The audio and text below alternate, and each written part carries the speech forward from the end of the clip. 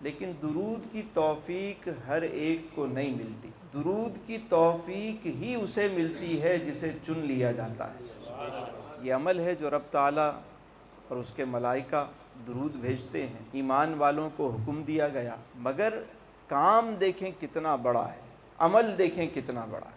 یہی وجہ ہے کہ ہمارے تمام مشائخ نے، تمام بزرگوں نے یہ فرمایا کہ جب کسی کو کوئی وظیفہ دیا، کوئی تعلیم دی، تو فرمایا کہ اس کے اول و آخر درود ضرور پڑھ لینا. درود تو مقبول ہی مقبول ہے، اس کی برکت سے یہ وظیفہ بھی مقبول ہو جائے گا. ہم نماز پڑھتے ہیں، عبادت کرتے ہیں، ذکر و اذکار کرتے ہیں، روزے رکھتے ہیں، زکوٰۃ دیتے ہیں، لیکن یہ نہیں پتہ کہ یہ قبول ہوا یا نہیں. مگر درود ایک ایسی عبادت ہے جو قبول ہی قبول ہے.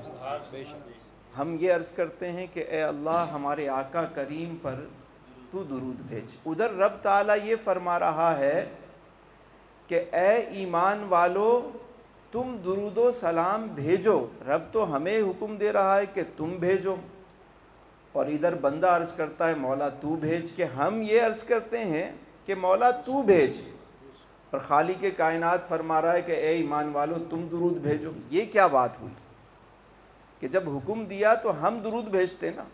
ہم کہتے کہ ہم درود بھیج رہے ہیں، نہیں، ہم یہ عرض کرتے ہیں مولا تو درود بھیج. اس لیے کہ ہم کیسے درود بھیجیں.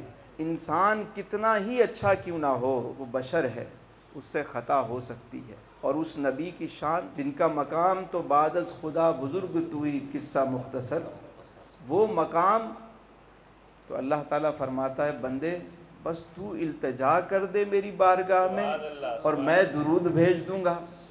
میں تو ازل سے بھیج رہا ہوں، اس وقت سے بھیج رہا ہوں جب تو بھی نہیں تھا اور یہ رنگ و بو بھی نہیں تھا.